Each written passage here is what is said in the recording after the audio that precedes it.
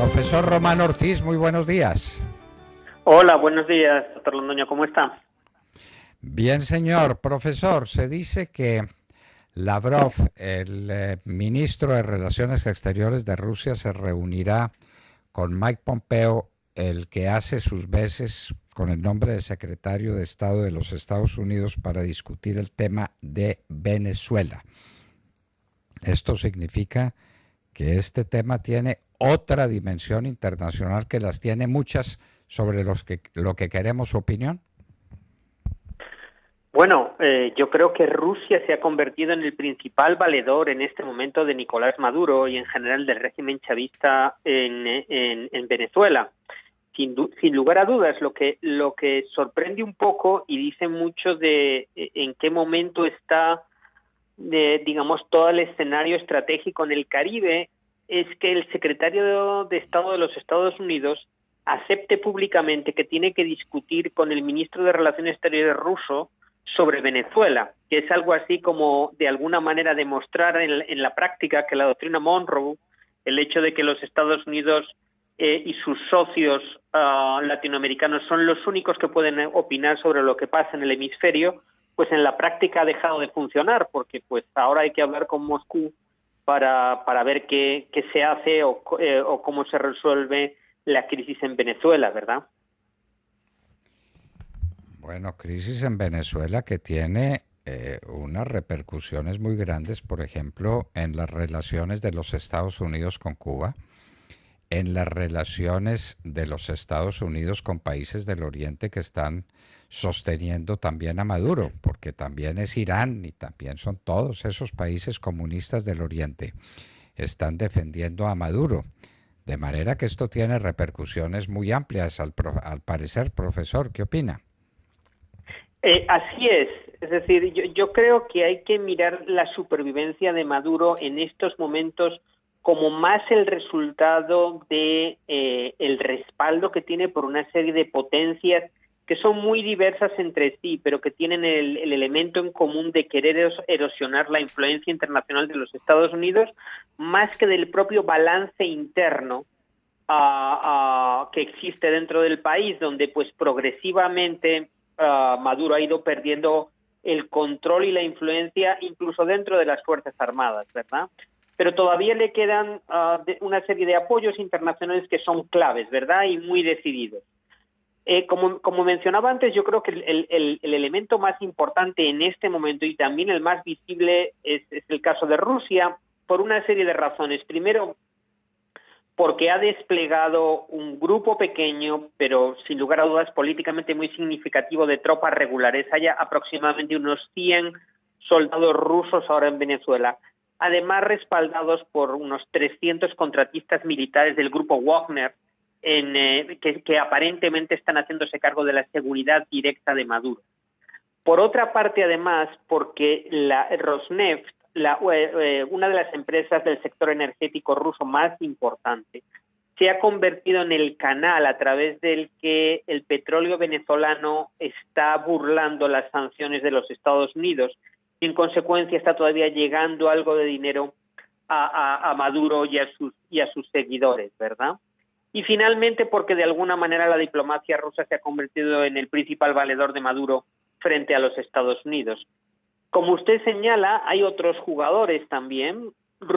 China sigue de alguna manera dando apoyo diplomático y de alguna manera facilitando algún nivel de supervivencia financiera al régimen.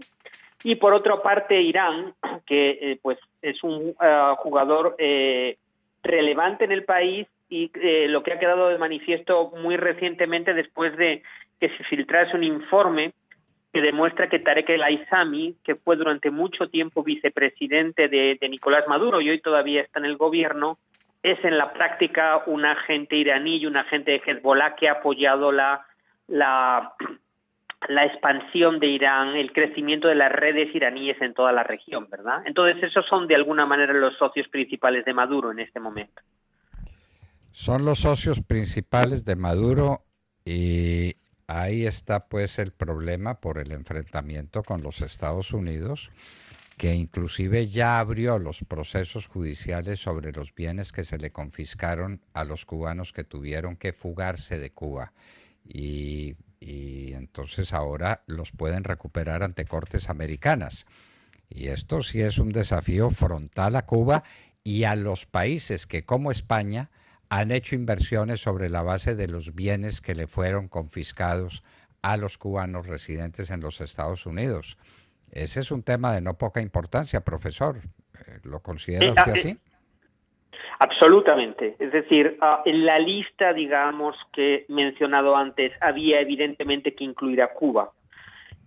Digamos, Cuba se ha convertido en una pieza clave del engranaje para la supervivencia de Maduro por distintas razones. Primero, porque se ocupa de una manera muy importante del control de todo el sistema de inteligencia venezolano y ha hecho esfuerzos sistemáticos para prevenir la aparición de disidencias dentro de las Fuerzas Armadas venezolanas, pero además porque se calcula que aproximadamente dispone de unos 2.000 asesores de inteligencia y militares dentro de Venezuela. En consecuencia, como usted señala, la presión puesta por los Estados Unidos sobre Cuba en gran medida está asociada a que el gobierno norteamericano quiere forzar a Cuba a distanciarse de Maduro y con eso abrir la puerta a la salida de Maduro del poder.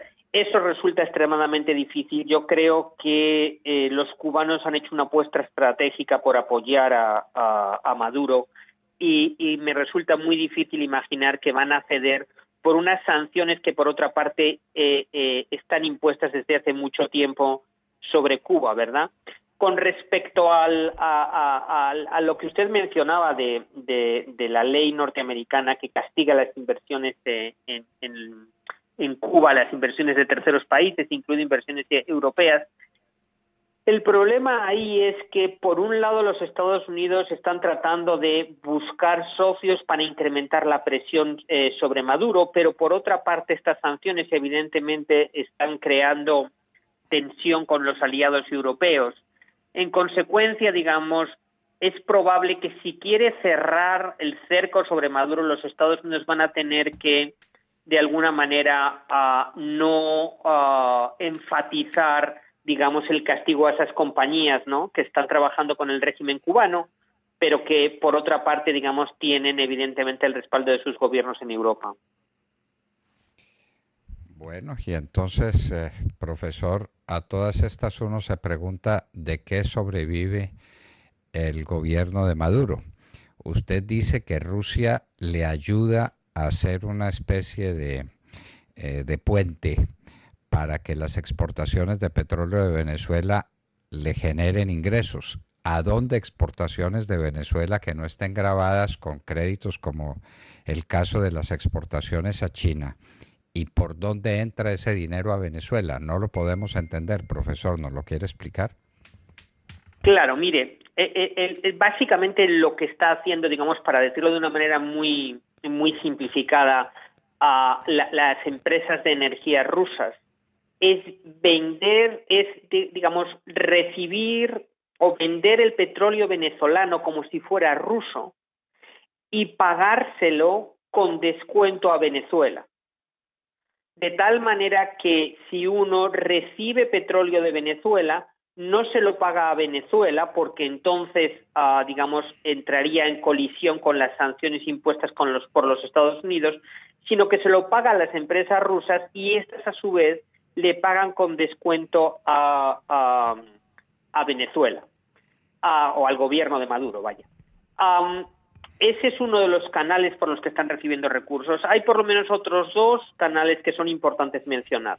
Por un lado, todo el sur de Venezuela se han convertido en un inmenso campo de minería ilegal que está controlado por estructuras criminales venezolanas y también por grupos ilegales colombianos como el ELN o las disidencias de las FARC. Y el resultado de esa actividad minera ilegal se exporta y parte de esos beneficios llegan también a los bolsillos del régimen de Maduro, ¿verdad? Y finalmente hay algunas cantidades limitadas de asistencia económica que están llegando de Rusia que están llegando de Rusia a Maduro. Digamos, y finalmente otro rubro que resulta realmente importante es el narcotráfico. Como usted sabe, Venezuela se ha convertido en un corredor inmenso de narcóticos y básicamente toda la cúpula del chavismo está involucrada en esa actividad ilícita. Eso representa unos ingresos de millones de dólares que también están, de alguna manera, permitiendo flotar con dificultad al régimen, ¿verdad? Claro, el narcotráfico vale miles de millones de dólares y quién sabe si eso les llegue a los venezolanos o se quede directamente en los bolsillos del cartel de los soles y de la planta administrativa que acompaña a Nicolás Maduro. En todo caso, la situación de Maduro está muy delicada, está muy empobrecida y uno pensaría que es un régimen que se cae, se cae, se cae, pero no se ha caído, profesor. ¿Uno puede adelantar algún vaticinio sobre eso? Hombre, yo creo que es muy difícil, pero déjeme que es muy difícil hacer esto, ¿verdad? En estos momentos cuando la situación es tan fluida, pero déjeme que apunte algunas cuestiones, ¿verdad? Yo creo que en primer lugar usted tiene toda la razón en el sentido de que Maduro ha perdido mucho poder en los últimos tiempos, ¿verdad? En las últimas semanas. Y yo creo que es muy evidente que cada vez tiene menos control sobre las Fuerzas Armadas. Y yo creo que acá la clave por la que todavía se mantiene en el poder es porque, sobre todo con el apoyo de Rusia, se ha enfatizado a los militares que cualquier acuerdo con los Estados Unidos es un acuerdo que no les garantiza su supervivencia como poder determinante dentro de una Venezuela post-Maduro. Y en consecuencia eso ha hecho que el acuerdo inicial al que se había llegado para, de alguna manera, a sacar a Maduro del poder, fuera de alguna manera frenado por los propios militares que habían entrado en negociaciones con los Estados Unidos. De todos modos, yo creo que el proceso de pérdida de control de Maduro sobre las Fuerzas Armadas y en general sobre el gobierno es irreversible. Y progresivamente vamos a ver, es muy difícil vaticinar cuánto tiempo va a durar eso, pero vamos a ver, yo creo que con bastante rapidez, cómo Maduro pierde el control del gobierno y finalmente cae. Lo que yo creo que es importante diferenciar en este momento es diferenciar entre Maduro como individuo y el régimen chavista. Y yo creo que así como Maduro tiene muy pocas posibilidades de sobrevivir políticamente, el régimen chavista es una estructura mucho más grande y es probable que tenga posibilidades de sobrevivir en el futuro. O si usted lo quiere de otra manera, tenemos que empezar a pensar que sería posible tener un chavismo sin Maduro. En la medida en que cierto que ha perdido el control Maduro, cierto que su figura es mucho más débil, pero hay figuras de poder muy importantes dentro de Venezuela que están completamente involucradas dentro del régimen y que es muy difícil imaginar cómo van a ser desplazadas del poder. Uno puede empezar por mencionar a Diosdado Cabello, ¿verdad? Pero incluso si Diosdado Cabello también sale con Maduro, que es algo que no se está discutiendo en este momento, y que, digamos, uno no tendría por qué pensar que Diosdado Cabello ha perdido también el poder en la misma proporción que Maduro. Tendríamos que hablar de toda la cúpula militar que está profundamente involucrada en el régimen, que ha participado en la mayor parte en actividades de narcotráfico y que son los que de alguna manera están negociando para conservar cuotas de poder. Entonces, para terminar, digamos, dándole mi vaticinio vamos a ver la caída de Maduro, yo creo que en un tiempo relativamente corto. Yo creo que, sin embargo, el desmantelamiento del chavismo, el final del régimen va a ser una tarea mucho más difícil, mucho más peligrosa y con un resultado mucho más incierto, ¿verdad? Totalmente de acuerdo, y esa imagen de chavismo sin Maduro es una imagen letal, pero altamente probable que el chavismo considere que Maduro ya lo contaminó suficientemente con su desprestigio, con su ineptitud, con la imagen de su ineptitud, y que busquen una figura distinta que uno no vería, porque Diosdado Cabello me parece que es más detestable y más detestado que Maduro. Entonces, ¿cuál es la figura? ¿Tarek El Aissami? ¿Cuál es la figura chavista que podría asumir las riendas del mando saliendo Maduro? Yo creo que esto más bien la salida de Maduro dejaría espacio para que de alguna manera se hiciese más visible el control que tiene la cúpula militar sobre el conjunto del Estado. Yo creo que Maduro difícilmente va a ser reemplazado por Diosdado Cabello o por Tarek El Aissami, precisamente por lo que usted señala, porque digamos, pues todos tienen, no solamente están internacionalmente comprometidos en actividades ilegales de todo tipo, sino porque además internamente tienen un fuertísimo rechazo. Y en medio de ese vacío, lo que parece que puede pasar es que las Fuerzas Armadas van a ocupar ese espacio y se van a convertir de alguna manera en los valedores del régimen. Entonces yo creo que lo que vamos a ver es, digamos, la última etapa de ese proceso de militarización que hemos visto en el Estado, primero bajo Chávez y luego bajo Maduro, y vamos a ver la emergencia de un régimen militar que va a tratar de buscar con el que la oposición va a tratar de organizar alguna o de avanzar en alguna negociación. El problema es que ese futuro, ese posible régimen militar va a estar bien apalancado internacionalmente por el apoyo ruso, por el apoyo chino, por el apoyo cubano, y en consecuencia va a ser una negociación muy desigual, porque los Estados Unidos respaldan a la oposición, pero ese respaldo hasta ahora ha sido en términos de sanciones, ha sido en términos diplomáticos, pero en la mesa de negociaciones todavía los que tienen el control del aparato del poder, sin lugar a dudas, son los militares, ¿verdad? Claro, pero ¿cuál sería el militar que podría asumir el mando transitoriamente o de manera definitiva? ¿Padrino? Padrino es una posibilidad. Es una posibilidad. Una posibilidad, pero pues llena de problemas, llena de dificultades. Uno lo que no ve es un horizonte claro para la recuperación de Venezuela. Y esto todos los días es más urgente y todos los días es más grave y más difícil. La pérdida del aparato petrolero es un drama. Venezuela ya está produciendo menos petróleo que Colombia.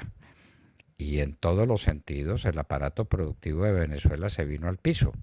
¿Con qué y con quién hacer esa recuperación? No se ha vuelto a hablar del tema de los apagones. Parece que eso lo han sorteado con los apagones transitorios que todos conocemos y que son dramáticos en muchos lugares del país. No ha vuelto. Entonces, bueno, vamos a ver, profesor, porque esta es una situación dramática y en todo caso pobre Venezuela, cuyos hijos están saliendo despavoridos en la medida en que pueden y en su mayoría están llegando a Colombia. Profesor Román Ortiz, muchísimas gracias por estar con nosotros en la Hora de la Verdad. Muchísimas gracias por la invitación.